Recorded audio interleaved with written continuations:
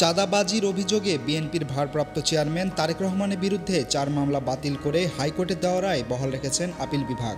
রোববার আপিল বিভাগের জ্যেষ্ঠ বিচারপতি মোহাম্মদ আশফাকুল ইসলামের নেতৃত্বাধীন ৪ বিচারপতির আপিল বেঞ্চ এ বিষয়ে রাষ্ট্রপক্ষের করা লিভ টু আপিলের অনুমতি চেয়ে আবেদন খারিজ করেন। আদালতে রাষ্ট্রপক্ষে ছিলেন অতিরিক্ত অ্যাটর্নি জেনারেল অনিকার হক। ২০০৭ সালে সাবেক তত্ত্বাবধায়ক সরকারের সময় রাজধানীতে তারেক রহমানের বিরুদ্ধে এসব মামলা করা হয়। ২০০৭ সালে মামলা করা হলেও মামলার অপরাধ দেখানো হয়েছে ২০০৩, ২০০৪ ও ২০০৫ সালের। ২০০৭ সালে গুলশান থানায় ৩টি ও ধানমন্ডি থানায় করা একটি মামলা সহ ওই ৪ মামলার কার্যক্রম বাতিল চেয়ে তারেক রহমান সেই সময় হাইকোর্টে আবেদন করেছিলেন। প্রাথমিক শুনানি নিয়ে হাইকোর্ট রুল সহ আদেশ দেন। চূড়ান্ত শুনানি শেষে রুল অ্যাবসলিউট চূড়ান্ত ঘোষণা করে ২৩ অক্টোবর রায় দেন হাইকোর্ট। পরে এর ৪ মামলায় হাইকোর্টের রায়ের বিরুদ্ধে আপিল বিভাগে লিভ টু আপিল করে রাষ্ট্রপক্ষ।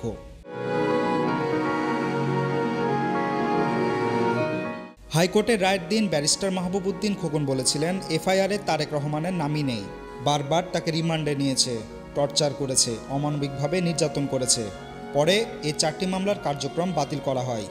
এছাড়াও ব্যারিস্টার কায়সার কামাল বলেন, ২০০৪ সালের ঘটনায় ২০০৭ সালে এসব মামলা করেছে। 111-এর সরকারের সময় তারেক রহমানের বিরুদ্ধে এসব মিথ্যা চাঁদাবাজির মামলা করা হয়েছিল। Desk report, tweet news.